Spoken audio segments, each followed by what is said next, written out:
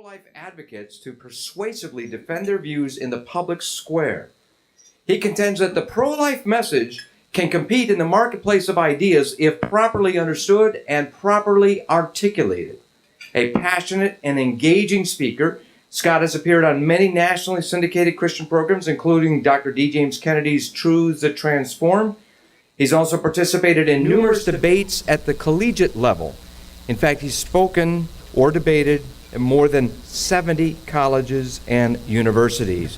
In fact, he's debated the ACLU, proponents from Planned Parenthood, and even someone who argued before the United States Supreme Court. Scott is a graduate of UCLA and holds a master's degree in Christian apologetics from Biola University. And the late Chuck Colson said this about our speaker this morning, Scott Klusendorf. Quote, "I've heard many speakers who deliver excellent content, but few who can actually equip people to communicate their pro-life convictions to a secular culture." Ladies and gentlemen, please give a warm welcome to Scott Klusendorf.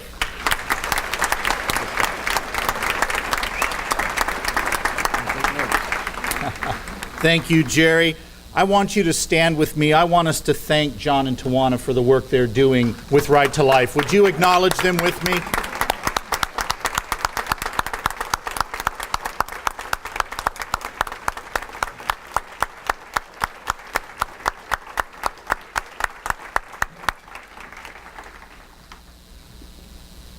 I was asked why I moved my family from Los Angeles, where I had lived most of my life, to Atlanta, Georgia in 2004. I assured the people I was talking to right over here at this table that it was not the high crime in Los Angeles. It was not the terrible tax structure. It was not the deplorable public schools.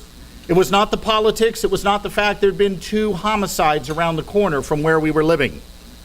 But men and women, when the Los Angeles Lakers traded Shaquille O'Neal to the Miami Heat, I'm sorry, a man must have his principles, and those were mine. 3 years ago, when my son Jeff graduated high school, I took him to the beaches of Normandy, France. We went to Omaha Beach in particular. And for those of you who have seen movies like Saving Private Ryan or read books on the history of that era, you know what happened to the first wave of Army Rangers when they hit the beach at Omaha at 6:30 on June 6, 1944. They sustained nearly 90% casualty rates. And here's why. Number one, the tides were wrong.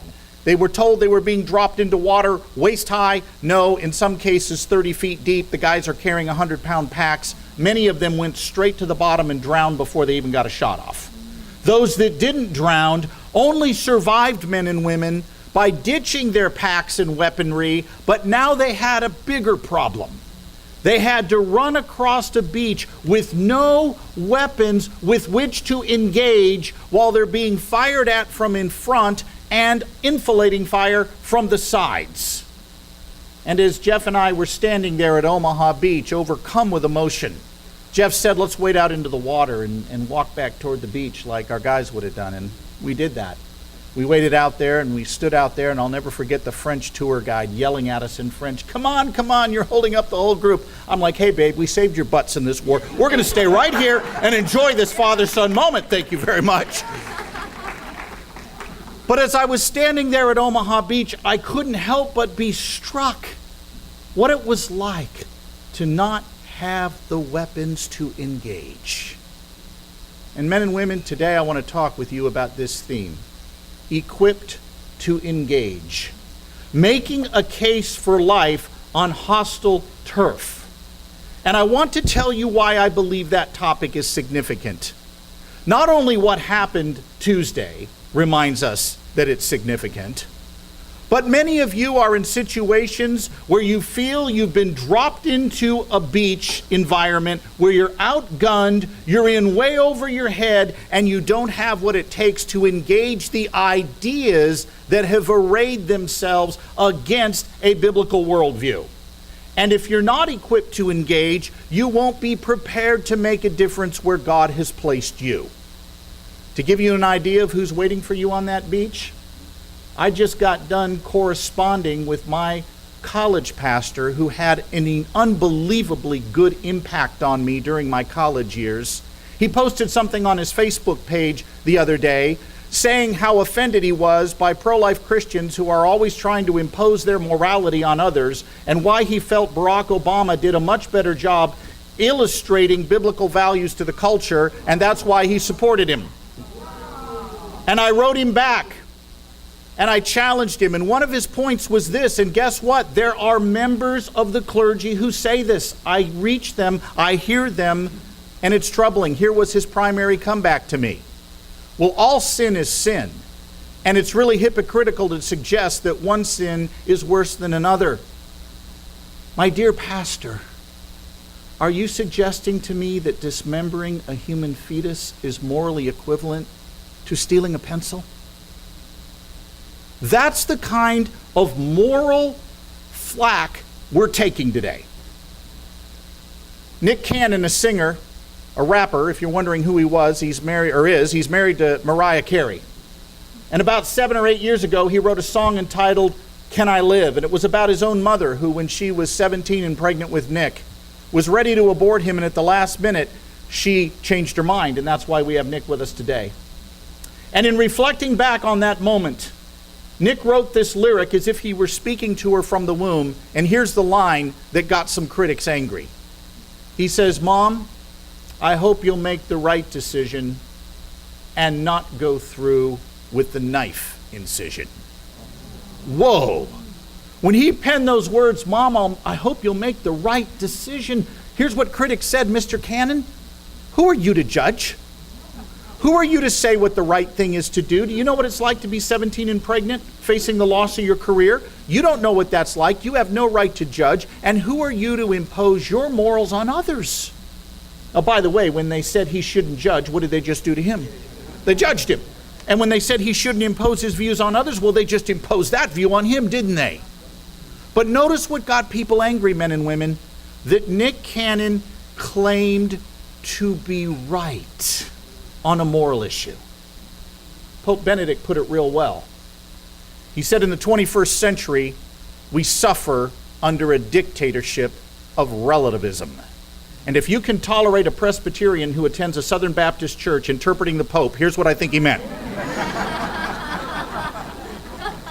I just saw all the Presbyterians start to clap, then stop, and all the Baptists go like this, and I didn't have the guts to look at you Catholics here at this table. By the way, isn't it great that our movement can bring people together on an issue?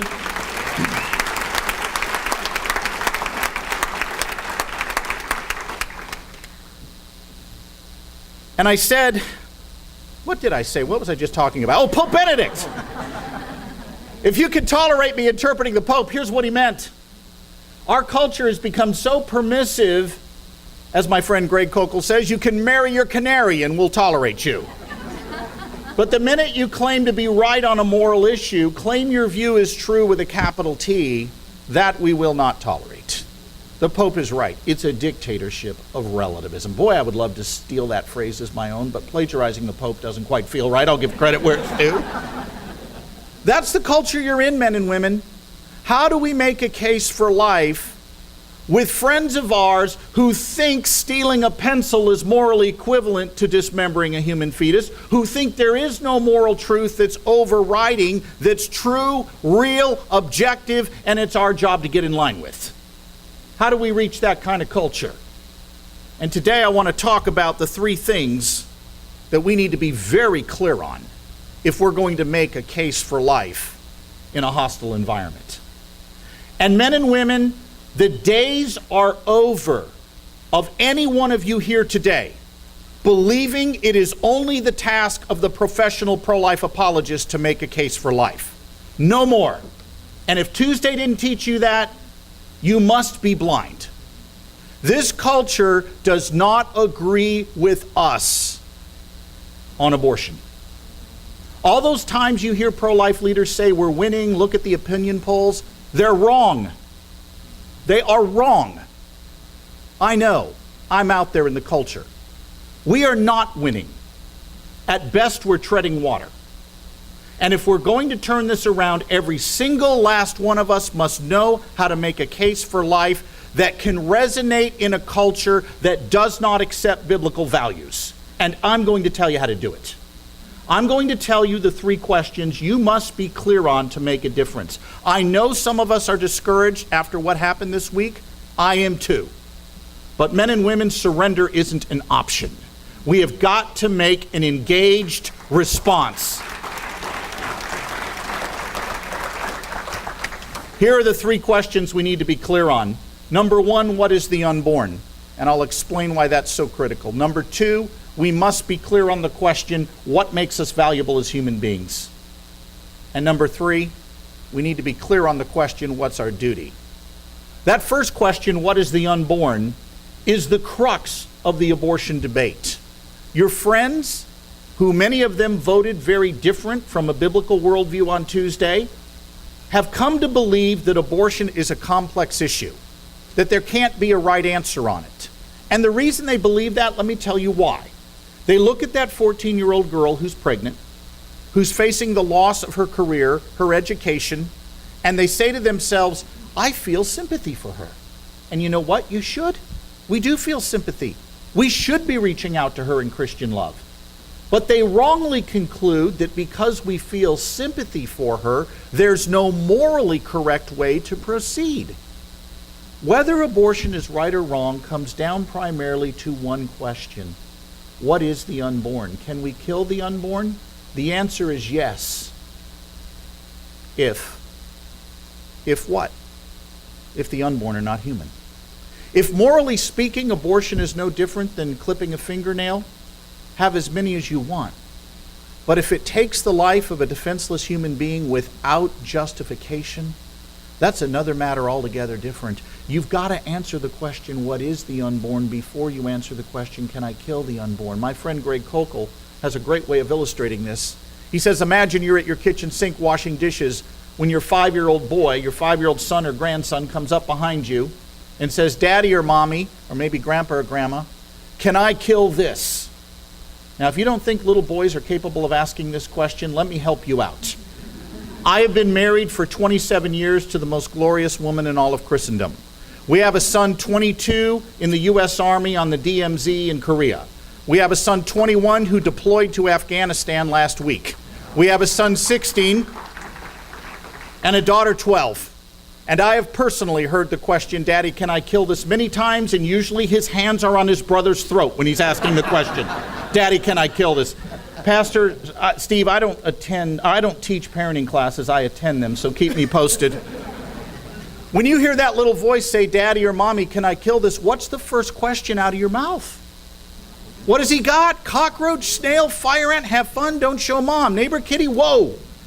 Brother by the throat, you have issues. You would never in a million years say, sure, son, have at it, till you answered the predicate question, what has he got?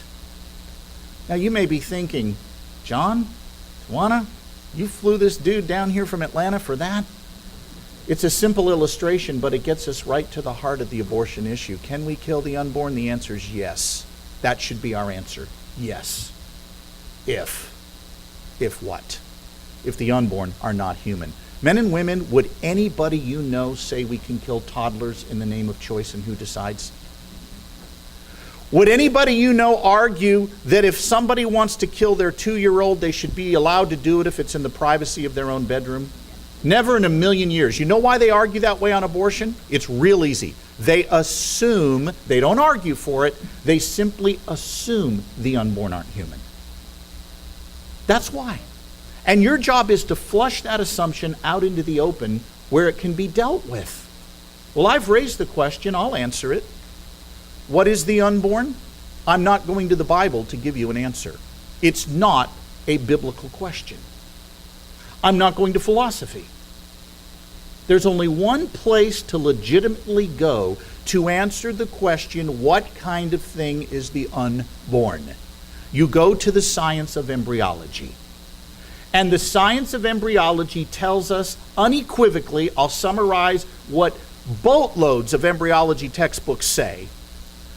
The science of embryology establishes that from the earliest stages of development, you we're a distinct, living, and whole human being. Watch what I'm about to do. I am plucking cells off the back of my hand. You can't see these cells, but they're called somatic cells. Each one of these somatic cells that are on the back of my hand contains my DNA encoding. And I just sent a couple of hundred of those puppies hurling to their deaths on my notes on this podium. But no one here thinks I've just committed mass homicide, and I'll tell you why. You know that these cells on the back of my hand are merely part of a larger human entity, me. They are not distinct whole human beings the way you were when you were an embryo, the way I was when I was an embryo. There is a difference in kind between each of our bodily cells and the embryonic human beings we once were. That's what the science of embryology tells us. Why is this so difficult for people?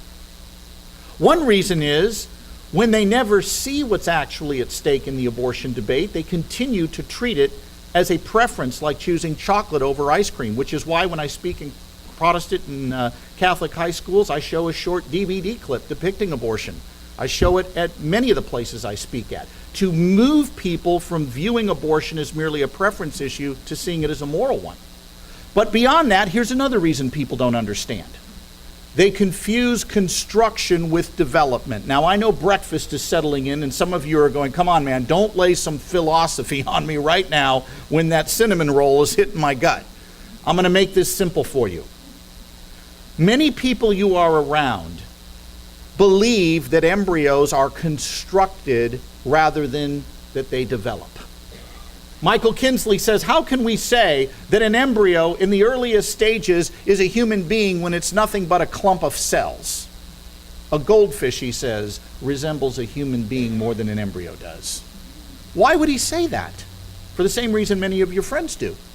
They think human beings are constructed part by part rather than developing from within. And let me give you an illustration to help you understand this. Philosopher Richard Stiss has imagined that you were thinking of a car. In fact, let's imagine that we leave this banquet right now. We go down to Fort Lauderdale Airport. We jump on a plane and fly to Bowling Green, Kentucky. Any gentleman here know what car is produced or constructed there in Bowling Green? I'll give you a hint. Every guy here wants one or he needs counseling. Corvette. Right away, the answers came. Ladies, budget accordingly. Suppose we were to go to the Corvette factory and watch the construction of a Corvette. Would we think we had a Corvette when the first two metal plates are put together? No.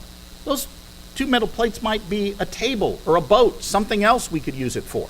How about when the frame is fully put together? Well, still not. How about when the suspension is added? We're probably still not convinced. How about when the powertrain is added? Engine tranny? All right, now we're getting somewhere. How about when the body is attached to the frame and powertrain? Now we're really starting to get somewhere. And some of you skeptics may hold out until the wheels touch the ground. That's okay. Here's my point. Nobody in this room thinks you got a Corvette when the first two metal plates are put together. And rightfully so. But men and women, when you were an embryo, you did something no constructed thing like a Corvette ever did. You developed yourselves from within. The way the creator of the universe engineered human reproduction is that within every new human being at the embryonic stage is everything programmed that's needed to internally drive the development of that new human being. No Corvette ever walked off the assembly line of its own power. But when you were an embryo, you developed from within. Your mother wasn't in charge of the development, you were. That's what the science of embryology teaches us. Here's another way of thinking of it. Suppose we're out on a safari, and you're on this safari with a very outdated camera, a Polaroid camera. For all of you under 30, this was a camera that you would shoot, you would aim it, and you would snap a picture, and you'd wait about a minute, and then it would poop out the picture, and you'd wait for it to emerge. All right? That's what it would do. Now, to borrow from Richard Stith again, imagine that as we are watching that safari happen, you snap a picture of a black jaguar jumping across the trail in front of us. Really rare creature, rarely photographed. You got him on that Polaroid camera. And while you're waiting for that picture to emerge, I come up, I rip the camera out of your hands. I tear up the picture. Are you going to be angry at me? Dare I say you would be outraged? Suppose I said, what do you mean? There's no jaguar picture. That's just a brown smudge on a piece of paper. You would be incredulous. I know exactly what you'd say to me. You would say, brown smudge? Are you out of your mind? The jaguar in the picture was already there. We just couldn't see him yet. Do you see, men and women, how we need to draw this distinction between construction and development? From the very beginning, you were already there. We just couldn't see you yet because you were the size of a dot at the end of a sentence. Second question we need to be clear on. What makes humans valuable? If you're a Christian today, you know the answer. We're made in the image of God. That's why we have value. Genesis 1 teaches it in the Old Covenant. James chapter 3 teaches it in the New. In fact, James chapter 3, the Apostle James is very clear on why gossip is so bad. You know, we tend to think gossip is one of those sins that's just no big deal. No, God isn't going to judge me for that one, right? Well, God says it's real serious, because here's what James says. When you gossip and slander people, you're tearing down the image of God in that person. Whoa, chew on that tonight before you show up at church tomorrow. But how do you communicate the idea that humans have intrinsic value because they bear the image of their maker to a culture that rejects biblical authority? And men and women, that's our culture. This is not a center-right country. This is a center-left country. A slight center-left country, but it is that. The worldview that is predominant, as Dennis Prager points out, the predominant religious view in America today is not Christianity, it's leftism. And leftism is very secular in its approach to questions about ultimate being and meaning. So how do we communicate human value to that culture? Here's what you do. You want to show the person you're talking to that there is no essential difference between the embryo they once were and the adult they are today that would justify killing them at that earlier stage. In fact, as Stephen Schwartz points out, there's only 4 differences between that embryo you once were and the adult you are today, and not one of those 4 differences justifies killing you at that earlier stage. Those differences are size, level of development, environment, meaning where you're located, and degree of dependency. I want you to think of the acronym SLED, as Schwartz suggests, S-L-E-D, and you'll remember these 4 differences. And I'm about to show you why none of those 4 differences matter, such that we could say you could be killed then but not now. Size, there's your S in that SLED acronym. You were certainly smaller as an embryo. You were the size of a dot at the end of a sentence. But since when does body size determine the value that you have? Men are generally larger than women. Does it follow that men have a greater right to life than women simply because they tend to be on balance bigger? We don't think that Shaquille O'Neal, 7'2" former basketball star, is more human than every guy in this room because he's a foot taller than all of us. Body size doesn't determine value. What about your level of development? Yes, you were less developed as an embryo than you are today. But as a matter of principle, since when does bodily development bestow value? Abraham Lincoln dealt with this very persuasively when he would engage critics on slavery. He would show that any argument they would put forward to justify enslaving the black man worked equally well to disqualify and enslave whites. And in one exchange, he wrote the following, and I paraphrase, speaking to his critic, "You say man A is white, man B is dark. Oh, it is skin color then?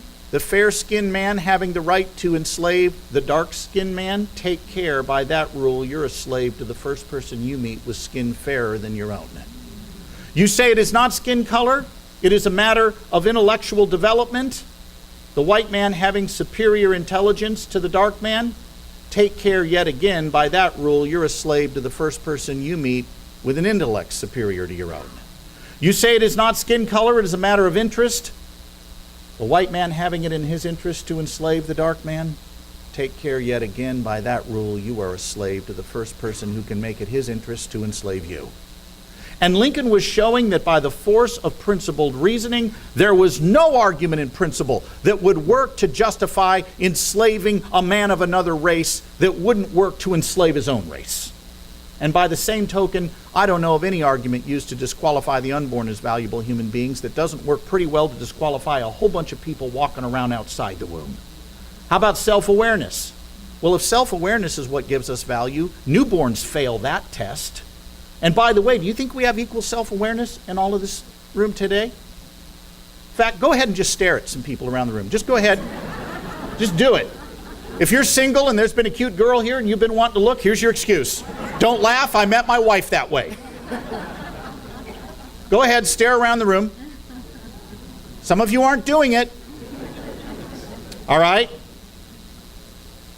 What makes us equal? Oh, our liberal democracy loves to talk about equality, but here's what they don't answer. What makes us equal? It can't be self-awareness because we don't have it in equal degree in this room. Some of you, the caffeine is kicking in real good right now and you're doing great. Others of you are on the back side of that caffeine hit. You're almost comatose. But it does not follow that we are not equal. So what makes us equal? I'll tell you what it is. There's only one thing we all share equally in this room. We have the same human nature. And we had it from the moment we began to exist. Human nature does not come in degrees. You either have it or you don't. That's the only basis for grounding human equality in a republic like ours. That's exactly the point Lincoln was getting at. The black man has the same nature as the white man. And therefore it's wrong to treat him the way you treat your hog. The unborn has the same human nature we have. He's one of us. And we're the ones arguing for equality. We're the ones arguing that each and every human being has an equal right to life. Our opponents are denying human equality. It's time we take it to them on that point. Size, level of development.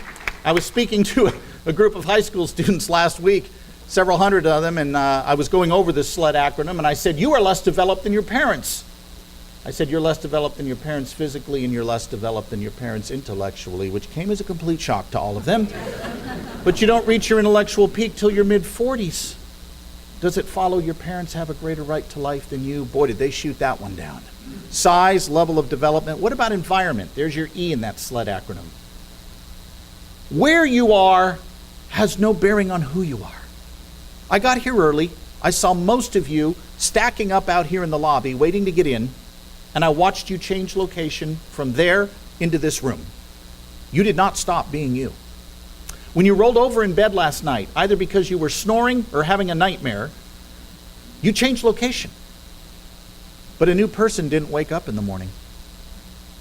If that's true, how does a journey of 8 inches down the birth canal suddenly transform you from non-human, non-valuable thing we can kill to valuable human being that we can't? Answer, if you weren't already human and valuable, you're not getting there just by changing your address. Finally, degree of dependency. Sure, you depended on your mother for survival. But since when does dependency on another human being mean that we can kill you? I watched and have been following, actually, a story about 2 girls that are literally joined at the hip.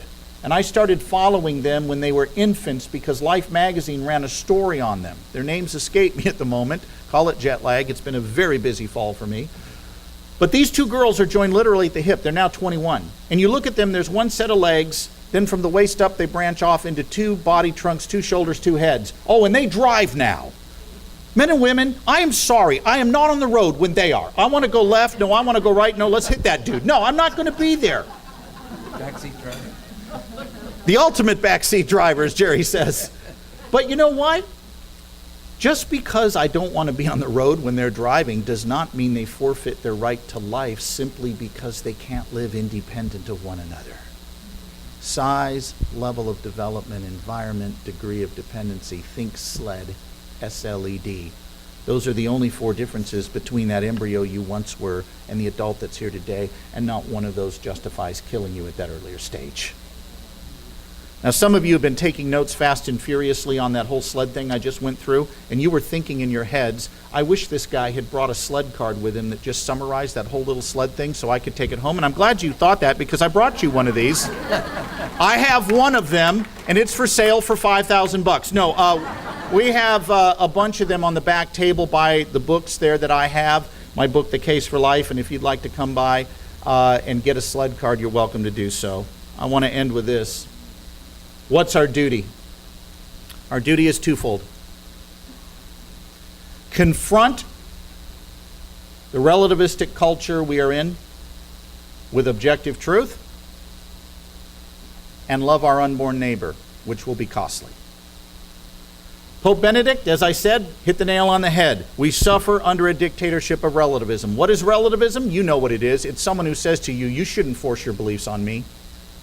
That is not an argument, men and women. That is something used to silence people of conviction. People force their morals all the time. Do you think that our nation's government worried about forcing morals when with only one party support it rammed a health care bill through Congress? Somebody's morals are going to take a position of leadership in this country. The question is whose? Relativism is the belief that right and wrong are totally up to you to decide. But relativism fails. And let me just quickly give you a couple of bullet points you can keep in mind. Relativism fails because it's self-refuting. See if you can pick up what's wrong with what I'm about to say to you. My brother is an only child. Somebody going, really? Has he been on Oprah? I can't speak a word in English. You're in rare form as usual. Caffeine, anyone? Don't take anybody's advice on anything. Question authority. Now, every one of those statements literally commits suicide. Because the minute you say them, they implode, right? My brother is an only child. Well, what am I? Don't take anybody's advice on anything, including that advice? Relativism is self-refuting. Listen to it. You shouldn't force your views on others. Including that one? Yeah, that's the problem. It's like someone is saying there are no moral rules. Oh, but here's one. You have to tolerate other views. Well, why? I'm a big Dodger fan, having lived in LA most of my life. And when my oldest boys, who are now serving in the military, were 7 and 6 respectively, we were going to a Dodger game one night, and I had a bumper sticker on my Ford Taurus at the time that said some choices are wrong, and another sticker on the other side of the bumper that said we can do better than abortion. And I like those thought-provoking stickers.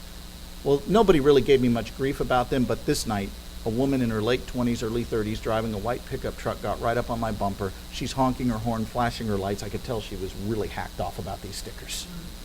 And she stayed on my bumper for about a mile, and finally she pulled out to pass me, and as she went by, she extended a certain part of her anatomy skyward to let me know how she felt about those stickers. Tyler, who was 6 at the time, said, "Look, Daddy, she loves Jesus. She's pointing to him." I said, "No, she's not, son." We'll talk about this when you're 40. And then she pulled in front of me. And when I saw her bumper sticker, I cracked up. It said, "Celebrate diversity. Be tolerant." And she saw no contradiction between her unwillingness to tolerate my view and her bumper sticker that said we should tolerate all.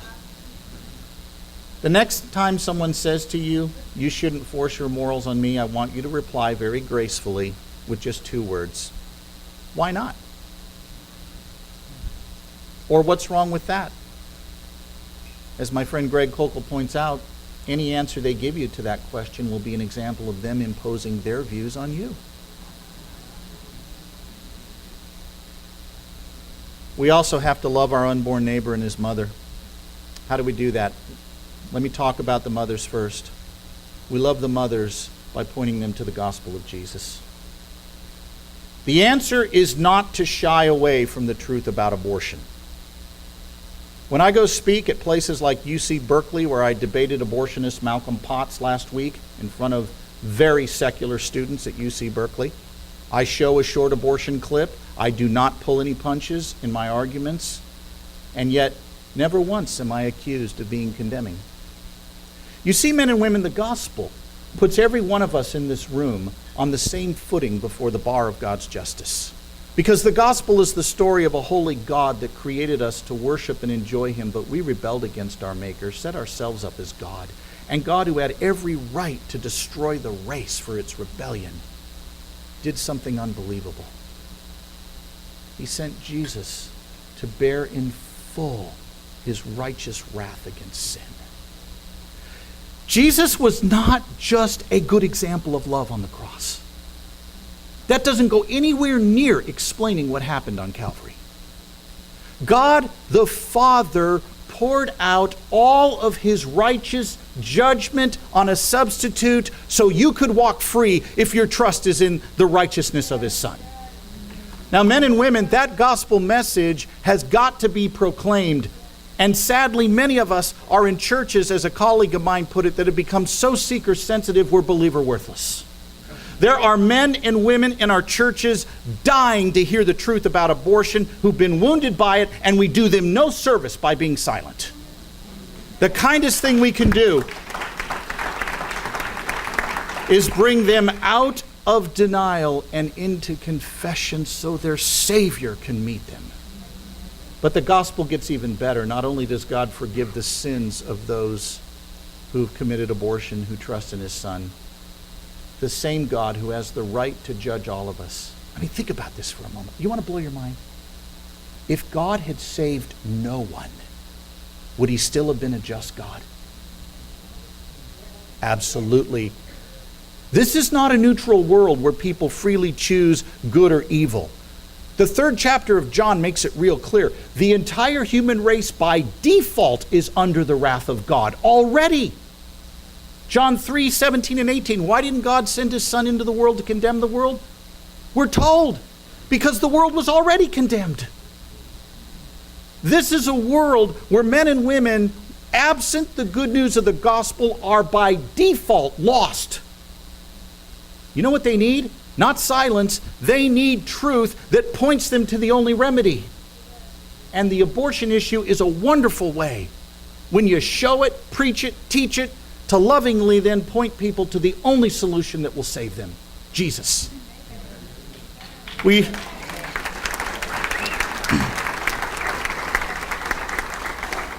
also must be willing to pay the cost, and I end with this. What does it mean to love our unborn neighbor? Our culture has reduced love to sentiment. But that's not the biblical view. Jesus talked about biblical love in Luke chapter 10. A man is going from Jerusalem to Jericho. He's beaten up, left for dead. 2 religious leaders walk right on by on the other side of the road. Though they felt pity, they didn't take pity. And Christ castigated them. Only the Good Samaritan loved because he took pity. If you've seen the movie Schindler's List, you know the scene I'm about to describe. Toward the end of the movie, Oskar Schindler, who used his own money to buy Jews off the death camps, he'd go to the death camp commanders and say, "Don't kill these Jews. Let me give you some money and I'll buy them and put them to work in my factory." And he did that. And as the war has come to an end, he's outside his factory saying goodbye to all the Jews he's ransomed with his own money. And the leader of the Jews thanks him for what he had done. And Oskar looks him in the eye and says, "I could have done more. I didn't do enough." And he looks at his car and he says, "My car, why did I keep my car? They would have given me 10 more people." And the leader of the Jewish people looks at him and says, "Oskar, there's 1,100 of us alive today because of what you did." Oskar says, "My car, they would have given me 10 more people. Why did I keep my car? I could have done more." And then he rips this pen off his jacket. He looks at it and says, "This pen, why did I keep this pen? 2 more people, 1 for sure right here. Why did I keep this?" And this from a man who gave his own resources to buy people off the death camp list. And the movie ends with him weeping profusely behind his vehicle, saying, "I could have done more. I didn't do enough." I leave you with this question before Tawana comes to talk to us about how we can practically love our unborn neighbor. Are we taking our Holocaust in 2012 anywhere near as seriously as Oskar Schindler took his in the 1940s? The price of being pro-life is going up.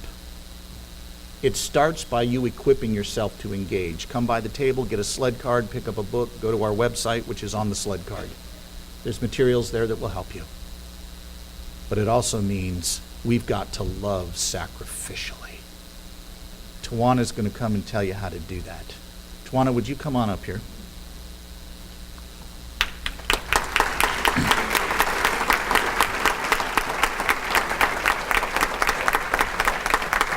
Would you walk our people through what they need to do to begin to love their unborn neighbor? And thank you again for the marvelous work you're doing. Thank you. Thank you. Thank you.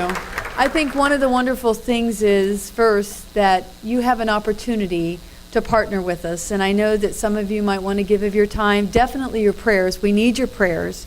I mean, scroll through to the end, because I put up some of the prayer requests that we have. But one of the other ways is to give financially. So if you grab a hold of the blue bag on the blue bag on your table, and there's envelopes, please take them out. And this is an opportunity for you to give that one-time gift. And we so appreciate those $25 and $50 gifts. We couldn't do it without all of you.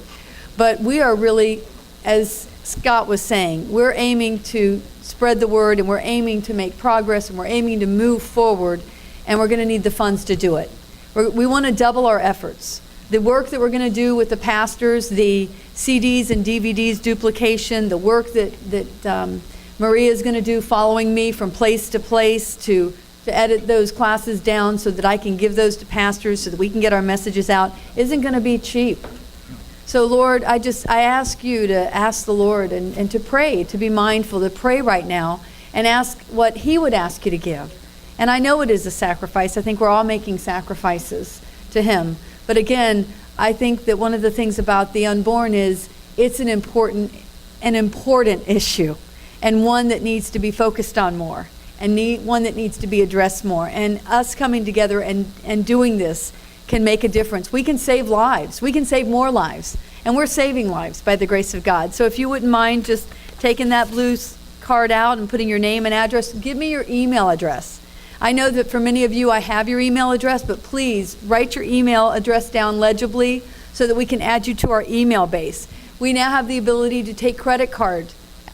So you can give us your credit card number, make sure you put your expiration date, what kind of credit card it is, and sign that for me, and we can take that out of your credit card account, and it will bless us, will be a blessing. And after you're done with that, then please put it back in the envelope, put it back in that blue bag, and put those blue bags back on the table for me so the hostesses can come back around and pick those blue bags up. But I just want again to say that we can't do it without the finances.